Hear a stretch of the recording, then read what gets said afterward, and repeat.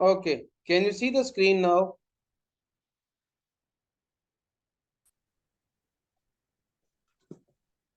Hello?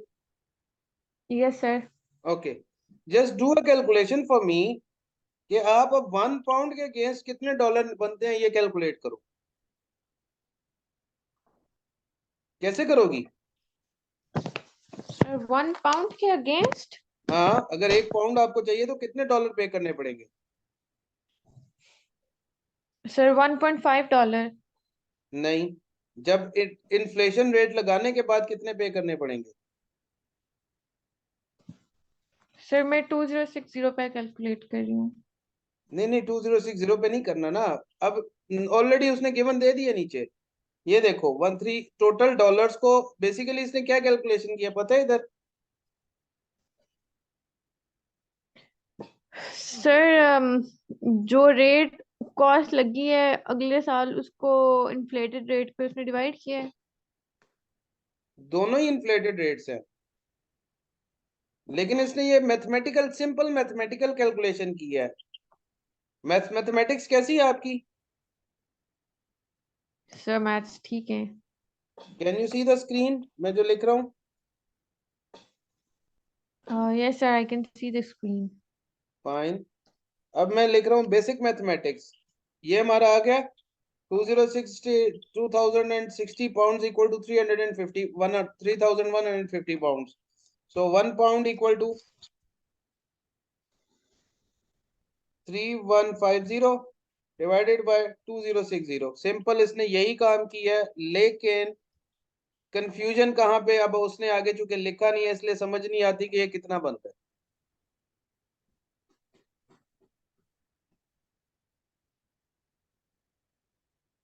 1 pound equal two dollar 1.5291। यानी कि अगर अब आपको 1 साल के बाद परचेज करने हैं पाउंड तो कितने डॉलर्स पे करनेंगे पर पाउंड? 1.5291।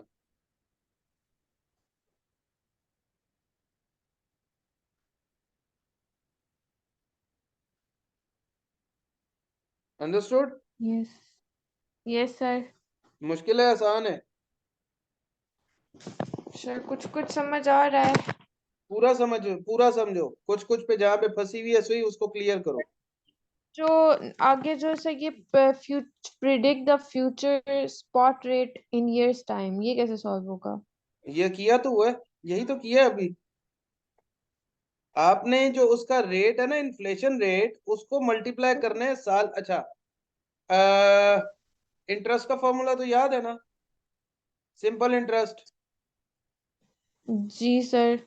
ये सिंपल इंटरेस्ट का फॉर्मूला लगा हुआ है। सर एक मिनट में डोर ओपन करती हूँ।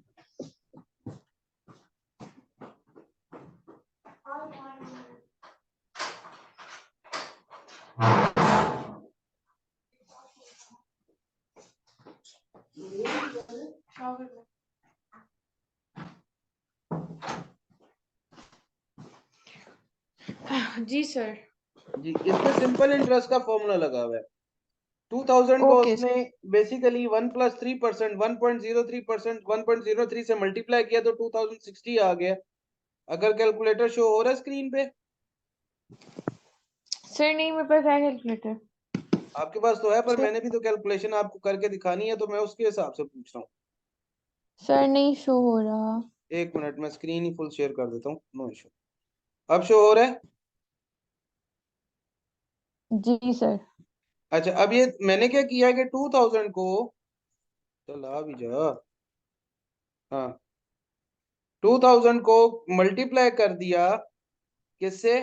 1.03 से। जब मैंने अगले साल का निकालना है एक्सचेंज रेट तो क्या बना? 2060। 2060। अब आपने ये क्या किया? आपने प्रिडिक्ट किया है ईयर 0 पे वैल्यू थी 2000, प्रिडिक्ट किया ईयर 1 पे क्या होगी। Hmm. Got it? Yes sir. अब जरा इसकी निकालो यूएस मार्केट की। 3000 multiply by 1.05। 05। So answer is, 3150। Clear हो गया चीज? Yes sir. और कोई कंफ्यूजन रह गई है? सर आगे अभी आगे इंटरेस्ट नहीं चलो, पैरिटी। अभी आगे नहीं चलो, इसकी बात करो। यहाँ पे कोई कंफ्यूजन रह गई है यहाँ तक? नहीं, ये ओके, क्लियर हो गया?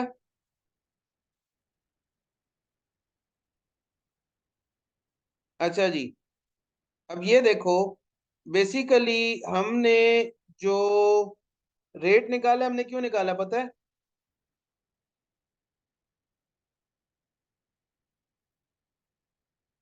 जरा इसकी कैलकुलेशन करके दिखाओ मुझे, ये वाला अंडरस्टैंडिंग 4, क्या कैलकुलेशन होगी इसकी?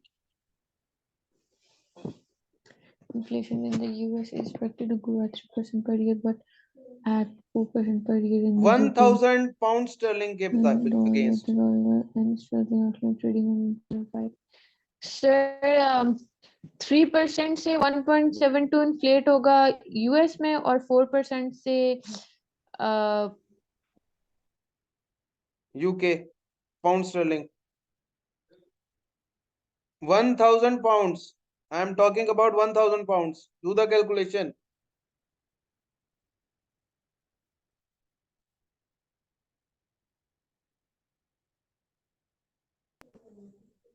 और उसके बाद मुझे एक साल बाद का स्पॉट रेट बताओ क्या होगा?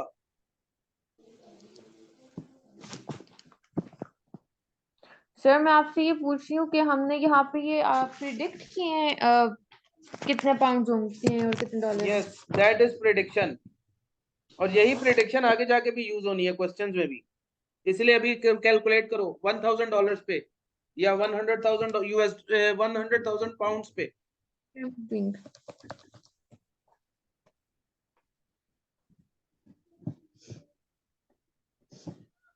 सर यूएस डॉलर्स 1030 और UK pounds 1040। 1040 multiply by 1.04, that is 1040। Sir मैंने अच्छा, 1000। 1000 पे कर रही हो, ठीक है ठीक है, मल्टीप्लाई बाय 1.04। अच्छा, अब मुझे बताओ स्पॉट रेट क्या होगा फ्यूचर का इसमें? फ्यूचर का स्पॉट रेट तो नहीं होता, वो फॉरवर्ड रेट नहीं होता। वही ना, ये देखो, predict the future spot rate.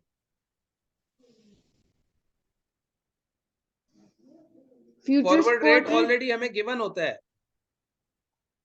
Spot rate future का हमने निकालना होता है। समझ आई?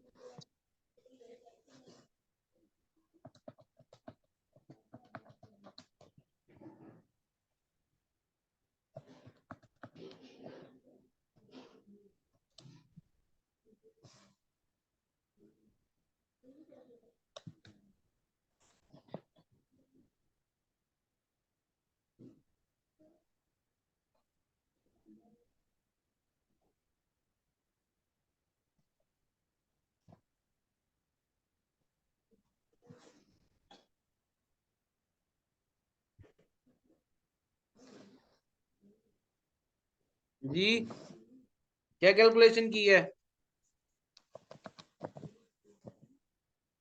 सो 1.000। सॉरी, सर मैंने 1040 डिवाइडेड बाय 1030 किया है। क्यों? सर इससे वो रेट निकालने के लिए।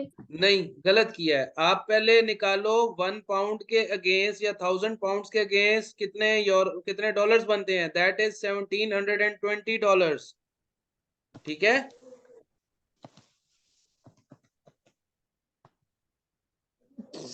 सर वो आपने कैसे कैलकुलेशन की है? मैं तो अगर 1040 पाउंड्स को डिवाइड करूं 1.72 पे तो वो तो 604 आता है। सरकार, मुझे 1 पाउंड के अगेंस्ट चाहिए कितने डॉलर्स बनेंगे, स्पॉट रेट क्या होगा। आपने 1000 पाउंड्स को कर दिया 1040 पाउंड्स, आपने 1720 को भी तो 1000 से मल्टीप्लाई करना है पहले, क्योंकि मैं तो 1000 की बात कर रहा हूँ ना। अच्छा, अब मुझे समझ आई आप कहाँ फंस रही हो। आप अभी अपने थोड़ा सा फाइनेंशियल मैनेजमेंट से बाहर निकलो और मैथमेटिक्स पे भी आओ। ठीक है, सिंपल सी मैथमेटिक्स है ये। 1 पाउंड है, अगर 1000 से मल्टीप्लाई करोगे तो दोनों साइड पे 1000 से मल्टीप्लाई करना पड़ेगा। जी सर। तो दोनों साइडों पे मल्टीप्लाई करोगे तो 1720 पाउंड $20 बनेंगे। सो 1.03 को दोनों तरफ करूं? नहीं नहीं नहीं नहीं, 1.72 को पहले 1000 से मल्टीप्लाई करो। Okay, let me right it and you should follow the same pattern. मैं 1 पाउंड को एक तरफ रखता हूं, ठीक है, लेफ्ट हैंड साइड पे। 1 pound equal to $1.72। Got it? Dollar. Now 1000 pounds equal to कितने बन जाते हैं dollars? 1720। Very nice, now you are doing good. अच्छा, अब मुझे क्या चाहिए? मुझे इन्फ्लेटेड रेट चाहिए आफ्टर इन्फ्लेशन।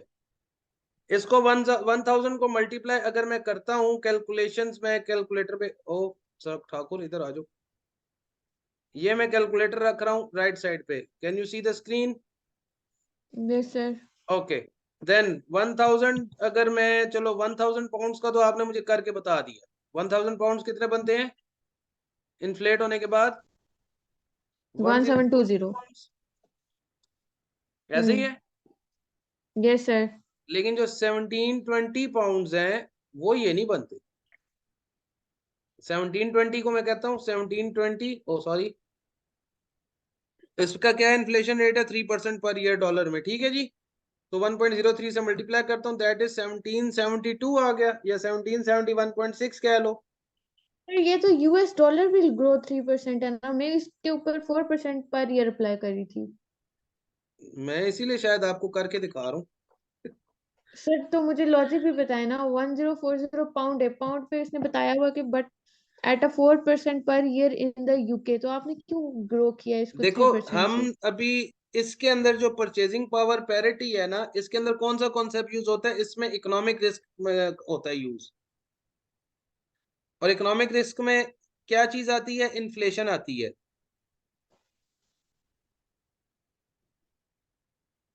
इन्फ्लेशन होती है, यस सर। तो इन्फ्लेशन तो दोनों तरफ लगेगी ना, एक जगह पे कुछ कम इन्फ्लेशन हुई है और दूसरे में ज्यादा हुई है, तो जिसमें ज्यादा हुई है उसमें तो ज्यादा इंक्रीज आएगा अमाउंट का। Yes sir. तो this is the simple concept, simple mathematics. समझ आ रही है जो मैं लिख रहा हूँ इधर? नजर भी आ रहा है? जी सर। अच्छा, एक मिनट, मैं जरा इसको साइड पे कर लूं ताकि बीच में मिक्स ना हो, ठीक है जी। अच्छा, अब जब मैं ये काम करूंगा तो मैंने, अब मुझे क्या चाहिए? मुझे रेट चाहिए, स्पॉट रेट 1 पाउंड का। तो मैं कैसे निकालूंगा? अब जरा मुझे बताओ। 1 पाउंड इक्वल टू,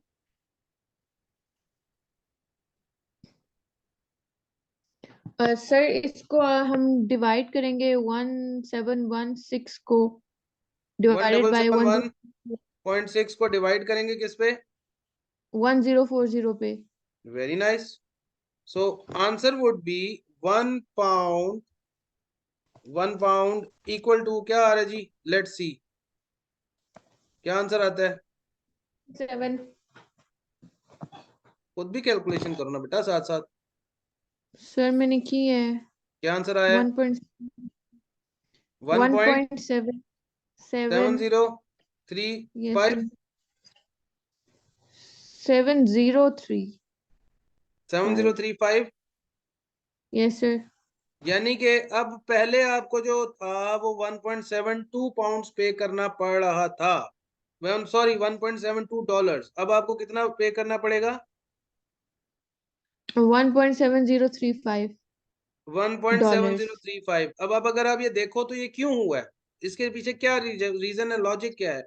इसके पीछे लॉजिक ये है कि यूके में इन्फ्लेशन ज्यादा हुई है, यूएस में इन्फ्लेशन कम हुई है। कम हुई है, इसीलिए यूके की करेंसी जो है वो अप्रिशिएट हुई है, जिसकी वजह से उसका एक्सचेंज रेट कम हुआ है। नेक्स्ट जिसकी है, इन्फ्लेशन सर, इन्फ्लेशन होती है वहां पे करेंसी रेट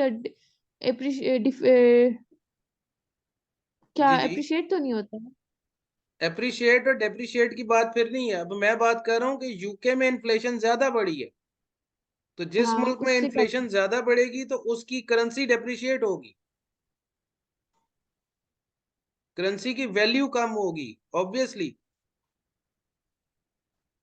अभी पाकिस्तान में पाकिस्तानी रुपीस में डॉलर 221 225 पे क्यों खड़ा है, उसकी सबसे बड़ी रीजन है कि सप्लाई बहुत अबंडेंस में हो गई है मार्केट में, ओपन मार्केट में। ठीक है, चाइना और रशिया का डॉलर के अंदर ट्रेड खत्म करने की वजह से।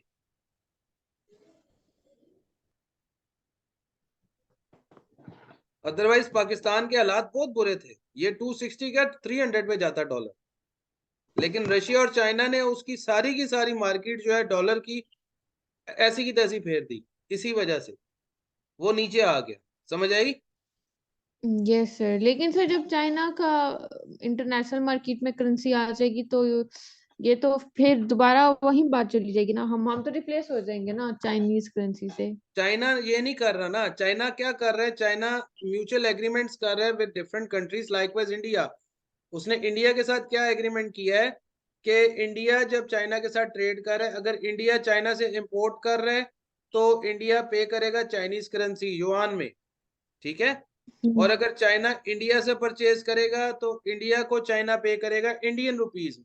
ये एग्रीमेंट है उनका। रशिया का भी यही एग्रीमेंट है। उन्होंने डॉलर की मार्केट ही खत्म कर दी, उन्होंने कहा हमने डॉलर में ट्रेड करनी नहीं पाई, माफी डॉलर से, जान छोड़ो। सर जिससे दोनों कंट्रीज को ही फायदा पहुंच रहा है, किसी पे टैक्स उस तरह नहीं लग रहा, ना इनको फॉरेन एक्सचेंज रेट से गुजरना पड़ रहा है, डायरेक्ट एक दूसरे की करेंसी में डील कर ली। आज आपको समझ आ गई कि इमरान खान क्या करने लगा था, वो यही करने ले आता था चाइना के साथ। तो इसीलिए वापस आ गया ना नून नहीं, लीग। वो तो इंशाल्लाह आएगा और फुल अब मेजोरिटी के साथ। खैर अभी हम उस डिस्कशन पे नहीं जाते। ये बात समझ आई पूरी?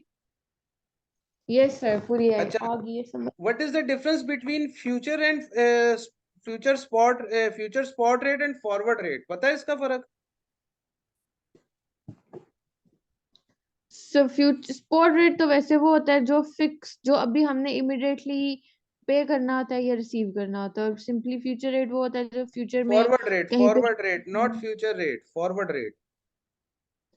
इस फॉरवर्ड रेट की वजह से बहुत सारी ऑयल कंपनीज डूबी हैं, बहुत सारी, जब कोरोना स्टार्ट हुआ है। सो ये क्यों फॉरवर्ड रेट जो आपने फ्यूचर में जाके पे करना होता है, अगर जो करेंसी आपने आपकी गिर फ्यूचर में जाए। उठा लिया कि मैं 3 महीने के बाद आपसे चीज खरीदूंगा और ये पेमेंट आपको इसके इस एक्सचेंज रेट के मुताबिक दूंगा, हम्म। इसकी वजह से फॉरवर्ड कॉन्ट्रैक्ट्स, ये इनको हम कहते हैं forward contract. In forward contracts की वजह से बहुत सारे ऑयल वाले जितने हैं ये बेचारे कोरोना के स्टार्ट में अपना लॉस कर बैठे ठीक ठाक, और सिर्फ अपनी रेपुटेशन बचाने के लिए उन्होंने किसी और मार्केट के बंदे को कहा है कि भाई तुम मेरे साथ, मेरे पास ऑयल आ गया, मैंने पैसे दे दिए हैं तो मुझसे ऑयल खरीद लो।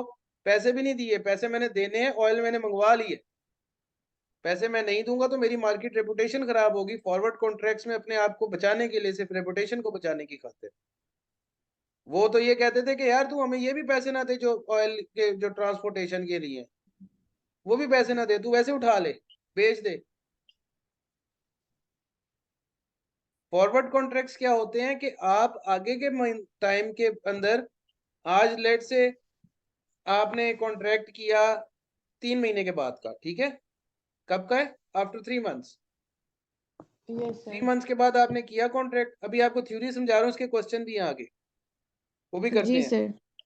आपने 3 मंथ्स के बाद का कॉन्ट्रैक्ट किया कि मैं आज जो है लेट से 1.50 के ऊपर आपसे मैं आज जो है 1.50 रेट है, तो 3 महीने के बाद मैं आपको जो पे करूंगा 1.65 के हिसाब से पेमेंट करूंगा, ठीक है। हम्म। अब फॉरवर्ड रेट में आपको बेनिफिट भी हो सकता है और लॉस भी हो सकता है। अगेन वही बात है, जुआ खेलने वाली बात है ये, कि आप आगे चले जाते हो, आपकी करेंसी जो है वो मजीद डेप्रिशिएट हो जाती है, ठीक है। हम्म। अब वो 165 1.655 के बजाय 2.05 पे चली गई, ठीक है जी, यस सर। या हाँ 2.05 पे चली गई। आपने किसके कितनी अमाउंट के अगेंस्ट पे करना है, क्या कन्वर्जन रेट होगा? सर हमने तो जो फॉरवर्ड रेट उठाया हुआ है वही रेट होगा हमारे लिए 3 महीने वही बाद रेट का। होगा हमारे लिए, क्योंकि हमारा एग्रीमेंट हुआ ही उसके ऊपर है। ठीक है जी। ये तो आपकी बचत हो गई, लेकिन अगर आपकी करेंसी अप्रिशिएट हो गई 1.50 से 1 पे आ गई और आपने एग्रीमेंट कर लिया 1.65 का, तो आपकी कश्ती तो कश्ती डूबी से डूबी, आप अपना घर भी बेच के जाओगे। सर लेकिन कंपनीज इतने लॉसेस तो उठाती है ना। देखो, एक होते हैं नॉर्मल लॉसेस, ठीक है, और फाइनेंशियल कैपेसिटी भी होती है, फाइनेंशियल साउंडनेस भी एक चीज होती है। अब एक कंपनी है जिसकी फाइनेंशियल साउंडनेस, लेट से मेरी अपनी कंपनी रजिस्टर्ड है जिसके अकाउंट में 1 रुपया नहीं है, और जिस कंपनी में मैं जॉब कर रहा हूँ उसके अकाउंट में कम से कम इस वक्त 30-40 करोड़ रुपया पड़ा हुआ है, और बहुत सारी अमाउंट अभी स्टक है जो कि आनी है। तो which one is more credible in this situation?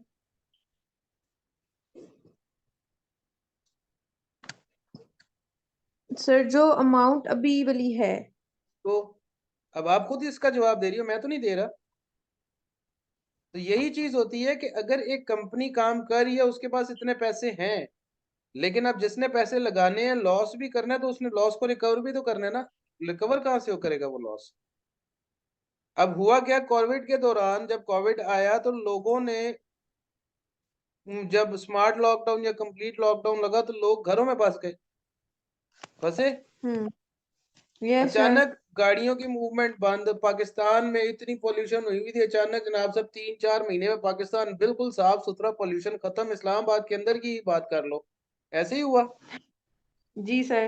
क्यों हुआ? क्योंकि ऑयल की डिमांड ही खत्म हो गई, क्रूड ऑयल की डिमांड ही खत्म हो गई, लोग जा ही नहीं सकते थे, दफ्तर बंद थे, ज्यादा से ज्यादा उन्होंने फैमिली को टाइम देना होता था। पहले जो, अब मैं हफ्ते में 6 दिन या 5 दिन दफ्तर जाता हूँ, मैं वर्क फ्रॉम होम पे आऊंगा, ना मेरा पेट्रोल लगेगा ना कुछ और, पेट्रोल लगेगा भी कितना मार्केट तक जाने का, तो मेरी पेट्रोल की डिमांड तो खत्म हो गई ना, ऑलमोस्ट। Yes sir. पहले मेरा एक हफ्ते में 5,000 का पेट्रोल लगता था, वो फिर मेरा 2 महीने तक 5,000 का पेट्रोल चल चल गया। मैं इधर ही ज्यादातर मार्केट ही जाता था, 2 महीने तक 5,000 का पेट्रोल लगा। तो अब सिंपल सी बात है, तो ऑयल की डिमांड तो खत्म होगी ना ऑलमोस्ट। कितना इम्पैक्ट आया उस पे, कि एक हफ्ते में 5,000 और 2 महीने में 5 8 40 मोर देन, आपके कितना परसेंटेज इसमें चेंज हो गया, 80 to 90% रिड्यूस हो गया आपका कंजम्पशन। Yes sir. अब जिसने फॉरवर्ड रेट के ऊपर पेट्रोल उठा लिया था ठीक ठाक, तो उस बेचारे का क्या हाल होगा? उसको तो 80% नुकसान। नुकसान। लेकिन अब मार्केट रेपुटेशन बचाने के लिए वो क्या करेगा, वो कहेगा ठीक है यार, इधर कोई लोकल बंदा है, वो कहेगा इतना मेरा पोर्ट पे ऑयल आया हुआ है, तू उठा ले, इम्पोर्ट के पास चार्जेस भी मैं पे करता हूँ, तू मेरी तरफ से गिफ्ट ले, तू ले ले, पैसे मैं दे चुका हूँ इसके। कुछ ना कुछ मुझे कंपनसेट करो कि मैं आगे कंपनसेट करूं। हाँ, वो भी नहीं, वो कहता तू ले ले भाई, नहीं तो पोर्ट पे पड़ा रहेगा तो मेरा नुकसान है, मुझे उसके पैसे ऊपर से पड़ते रहेंगे।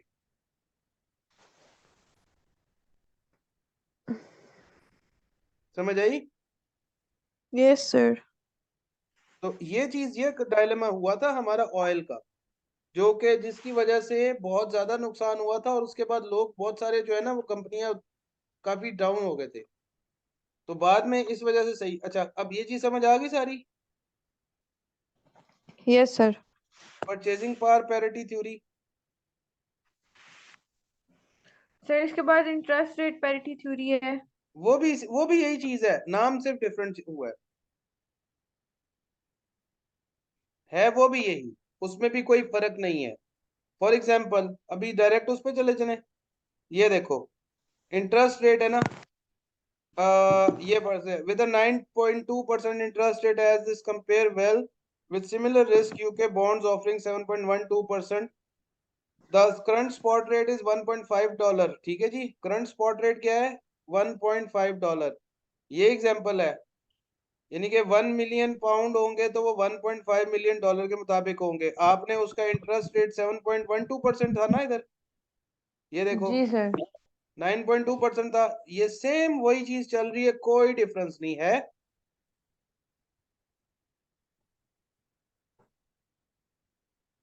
कोई डिफरेंस नजर आ रहा है?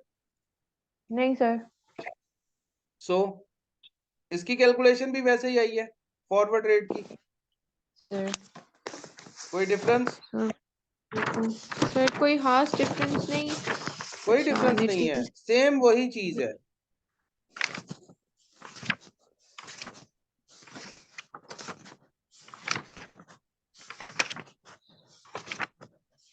अच्छा सर मैंने आपसे ना एक और बात आज करनी थी। सर अगर अम, हम ये कर लें कि पूरा सिलेबस हम लोग कवर कर देखने की बजाय अगर हम लोग ये कर लें कि 60% हम कवर कर लें विद इन दिस मंथ। कर लेंगे इंशाल्लाह, डोंट यू वरी। आज 60%। आज ये चैप्टर खत्म हो जाएगा आज। सर ये तो खत्म हो जाएगा लेकिन एनपीवी इन्वेस्टमेंट अप्रेजल्स के हमारे लॉन्ग रहते हैं। और मैं यही सोच रही थी कि सर जो एनपीवी आता है ना एग्जाम में उसकी परसेंटेज यही चल रही है 20 से 25%। एक उसमें लॉन्ग आ जाता है कुछ उसमें शॉर्ट में आ जाते हैं। कल और एनपीवी कर लेंगे ना, नो इशू। कल एमपीवी, बल्कि कल नहीं ना एनपीवी करेंगे हम। We can do it on Saturday and Sunday. वो सैटरडे को लंबी क्लास कर लेंगे क्योंकि सैटरडे को मेरे दूसरे स्टूडेंट के साथ भी क्लास नहीं है और ऑफिस भी नहीं है, तो हम वो दिन के टाइम भी कर सकते हैं। सर लेकिन एक क्लास में वो नहीं खत्म होगी उसके 20 क्वेश्चंस हैं। सरकार मैंने आपको कहा है कि सैटरडे को लंबी भी क्लास चल जाएगी, दो टाइम भी कर लेंगे सैटरडे को। सर मेरा तो ऑफिस हम भी नहीं आज और है। कल। आज और कल हम दूसरे टॉपिक्स को कवर कर लेते, जो लेंथी टॉपिक है जिसमें ज्यादा क्वेश्चंस है उसको हम वीकेंड के ऊपर कर लेते, सैटरडे संडे। सैटरडे को कर लेंगे, दो टाइम कर लेंगे, कोई मसला नहीं। ओके सर ठीक क्योंकि है। बेसिकली जो उनसे लेंथी क्वेश्चंस हैं या ज्यादा क्वेश्चंस वाले टॉपिक्स है ना, उससे पहले ज्यादातर मेरी प्रेफरेंस, मैं आपको ये नहीं कहूंगा कि मेरी प्रेफरेंस ये है कि पहले इन छोटे छोटे टॉपिक्स को जो इंपॉर्टेंट है उनको पहले करना है, लेकिन इस जी चीज सर को भी सर मैं ये देखना मैं है। इस तक जी एक जी, मॉक भी अटेम्प्ट कर लूँ जो पेड मॉक्स होते हैं तो मुझे पता चल जाएगा मेरी तैयारी की क्या पोजीशन है। फिलहाल मॉक ना अटेम्प्ट करो अभी, या मॉक अटेम्प्ट फर्स्ट ऑफ करना। हम्म। 1 दिसंबर। हाँ हाँ, 1 दिसंबर को कर लो अटेम्प्ट।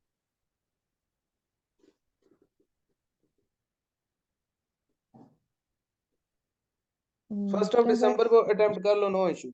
अच्छा, अब इसमें ये भी आपको इंटरेस्ट रेट पैरिटी भी समझ आ गया है? Yes sir. इसमें भी कोई डिफरेंस नहीं है, सारा वही है, सिर्फ नाम चेंज हुआ है। Okay sir. पुतला वही है, सिर्फ ड्रेस चेंज हुआ है ऊपर से, नाम। Okay sir. सर ये marketing hedge. Market has, market hedge.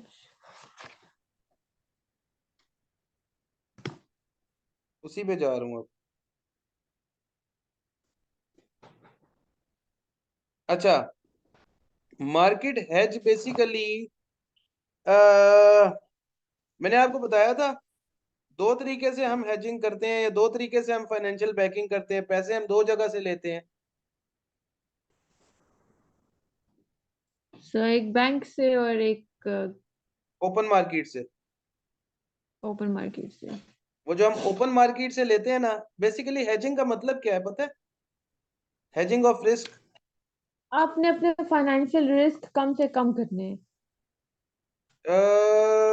नहीं, उनके अगेंस्ट कोई फायरवॉल या कोई ये कोई आपने सादे से सोल्यूशन। अल्फाज में बात किया करो लड़की, सीधे सीधे अल्फाज। हेजिंग का मतलब होता है कि भाई आपने सीधी सी बात है, मदद लेनी है, ठीक है? Yes sir. हेजिंग का मतलब क्या है? मदद चाहिए आपको। अच्छा, मदद आप कहाँ से लोगे? या तो आप मार्केट से लोगे, ठीक है जी। मैचिंग पेमेंट्स एंड रिसीट्स, और एक मिनट अभी बताता हूँ मैं। या तो आप मार्केट से लेते हैं, ठीक है जी, हम्म। ये मनी मार्केट हैज। तो मनी मार्केट हैज है, और दूसरा क्या है? दूसरा एक और इसमें वर्ड है, I would like to be specific. Hedge या फॉरवर्ड कॉन्ट्रैक्ट हेज, या तो फॉरवर्ड कॉन्ट्रैक्ट हेज है या मनी मार्केट हेज है, ठीक है। Yes sir. There is nothing else, nothing different, nothing hmm. Different. इन दो के अलावा तीसरा कोई सिनेरियो नहीं है इसमें। Okay sir. ये दो ही सिनेरियो है। मनी मार्केट हेज क्या है? मनी मार्केट हेज में आपको पैसे चाहिए जितने, लेट से आपको, इसमें नीचे क्वेश्चन गिवन है, ये वाला क्वेश्चन देख लो, 2,30,000, ठीक है जी। आपको कितने पैसे चाहिए? आपने पेमेंट आज करनी करनी है, 3 महीने के अंदर अंदर बेसिकली करनी है। अब आप क्या देखते हो, डॉलर स्टर्लिंग का स्पॉट रेट आज की डेट में क्या है? जो बाइंग है वो 1.8361 है, सेलिंग है 1.8251, ठीक है जी। जो लोअर रेट होता है ये सेलिंग होता है हमेशा।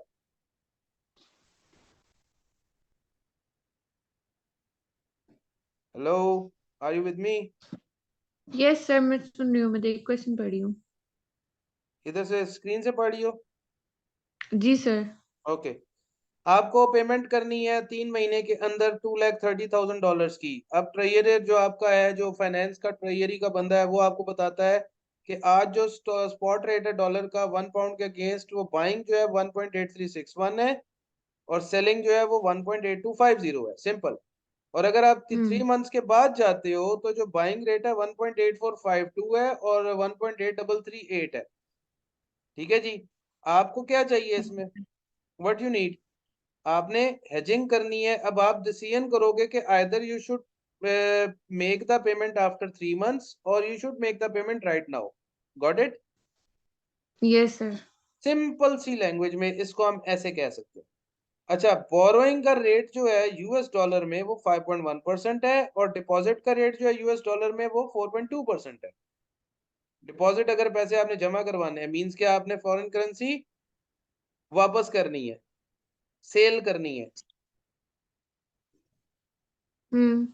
और अगर आपने परचेज करनी है तो 5.1% है। इसी तरह यूएस स्टर्लिंग, स्टर्लिंग है, पाउंड स्टर्लिंग 5.75% आपको अगर खरीदना है, डॉलर से पाउंड स्टर्लिंग चाहिए तो 5.75% उसका बोरोइंग रेट है। और अगर आपने बेचना है तो 4.5% है। सेलिंग हमेशा कम पे होती है ना। हम्म। मुझे इस चीज को, हालांकि मुझे पता भी है, लेकिन मैं जब इसमें से पढ़ रहा था तो मैं 10 बार कंफ्यूज हुआ हूं। तो मुझे समझ आई कि आप क्यों कंफ्यूज हो रही थी इसके अंदर। सर ये थोड़े से ट्रिकी हैं, लेकिन ये ऑब्वियसली एग्जाम में आएंगे। ट्रिकी? अब आपको वैसे पॉइंट क्लियर हो गए, लॉजिक क्लियर हो गई है, आइडेंटिफाई कर सकती हो कौन सा जो है वो सेलिंग रेट है, कौन सा बाइंग रेट है।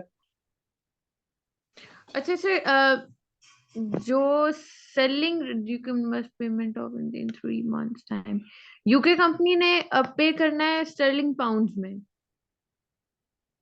डॉलर्स में? सर तो वो डॉलर्स बाय कर रही हाँ, तो वो डॉलर है ना? बाय करिए ना, तो उसे डॉलर में बेचना है ना, डॉलर में पेमेंट देनी, तो वो डॉलर बाय करेगी। सर तो बाय करेगी तो इस पे लो रेट चार्ज होगा। बाय पे हमेशा ज्यादा चार्ज होता है लड़की। सर वो तो बैंक की तरफ से ज्यादा चार्ज होता है ना। ओवरऑल मनी मार्केट भी ज्यादा ही चार्ज करती है, क्योंकि आप चलो, सिंपल सा डिमांड एंड सप्लाई का मैकेनिज्म है। आप कब चीज ज्यादा बेचोगे, पैसे किस पे ज्यादा चार्ज करने की कोशिश करोगे? सर जब मैं अपनी चीज बेचूंगी तो उस पे ज्यादा पैसे चार्ज करने की कोशिश करूंगी, आपने दूसरे को अपने ज्यादा सवाल का रेट। जवाब खुद ही दे दिया है। सर लेकिन यूके कंपनी है तो कंपनी को तो रेट बैंक दे रहा है ना, बैंक की मर्जी है, बैंक जितना मर्जी रेट दे। देखो, मनी मार्केट की बात जब हम करते हैं ना, तो मनी मार्केट में सारे आ जाते हैं, ठीक है। मनी मार्केट में ओपन मार्केट ऑपरेशंस वाले भी आ जाते हैं, मनी एक्सचेंज वाले भी आ जाते हैं, बैंक्स भी आ जाते हैं, सारे आते हैं। Got it? Yes sir. Brokers भी मनी मार्केट का हिस्सा है, इवन दो ब्रोकर्स भी उसमें आते हैं। हर ब्रोकर का अपना रेट होता है। बैंक्स का रेट जो है वो सेंट्रल बैंक तय करता है। स्टेट बैंक ऑफ पाकिस्तान है, पाकिस्तान में जो तय करता है कि आज ये डिपॉजिट रेट है और ये आपका जो है वो रेट है एक्सचेंज का, बाइंग एंड सेलिंग का स्टेट बैंक करता है। लेकिन मनी मार्केट के रेट स्टेट बैंक नहीं करता। मनी मार्केट्स के रेट फ्री जो लोग बैठे हैं जिनके अब गए हैं वो खुद कर रहे होते हैं। Got it? Okay sir. जो बैंक्स हैं, बैंक्स का रेट स्टेट बैंक तय करता है डेली बेसिस पे। ठीक है जी। अच्छा, अब डिपॉजिट रेट पे उसने आपको इंटरेस्ट रेट भी दे दिया, दोनों को उसने आपको बता दिया भाई एनुअल रेट्स है। अब आपने क्वेश्चन का आंसर देना है कि आप 3 महीने के बाद पेमेंट, अब इसको डेटे को देख के आप क्या कहती हो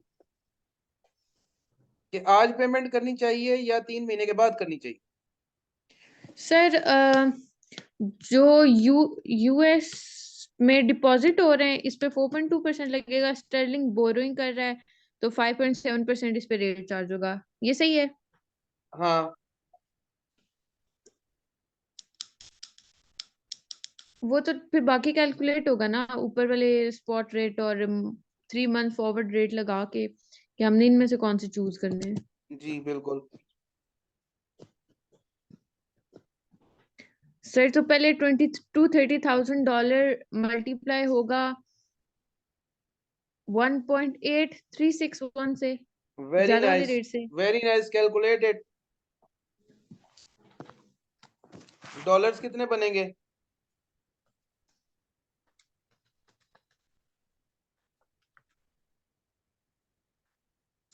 sir 422,303। 422। 303। Just let me right it over here. Okay, फिर कैलकुलेशन हमने भी कर थ्री लो। जी सर, फिर हमने 3 मंथ्स फॉरवर्ड रेट देखना है तो वो सर कम कम होगा या सर वो ज्यादा होगा? वो कम होगा ना, 4.5% है ना, 1.045।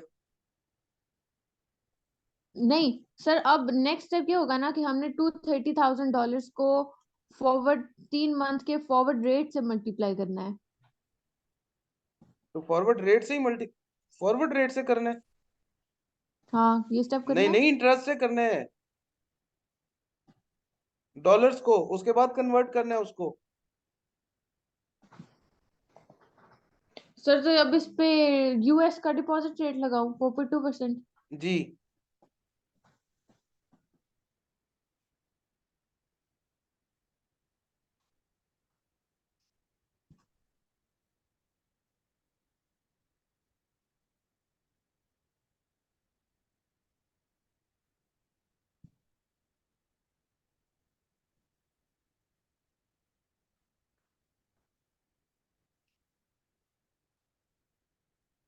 सर 440039। नहीं नहीं, कैलकुलेशन उलट जा रही है, एक मिनट एक मिनट, कैलकुलेशन गलत जा रही है। 2,30,000 के ऊपर आप ये यूएस डॉलर्स है ना? जी sir. Oh yes, US dollars है ना, 2,30,000 यूएस डॉलर्स है। तो यूएस डॉलर्स को पाउंड में लेकर आओगी। हाँ, इसको पाउंड में कन्वर्ट करोगी ना, पाउंड टू यूएस डॉलर नहीं जाओगी अभी आप?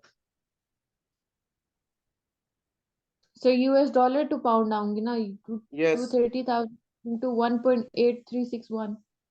जी, ये आ गया 125,265.5 या 266।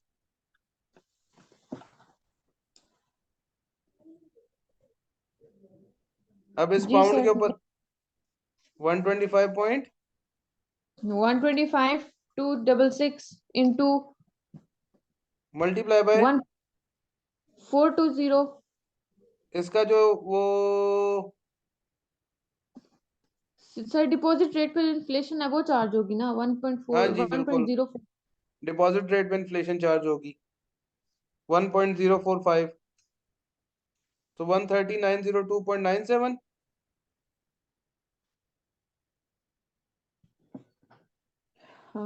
Yes sir. ठीक है, अब इसको कन्वर्ट करो वापस पाउंड स्टर्लिंग में।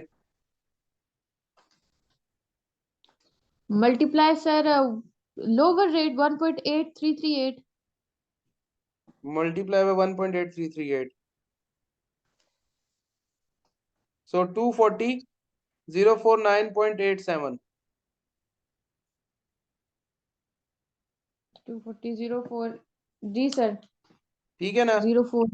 यस ये सर। आ गया। अब दूसरा तरीका क्या है कि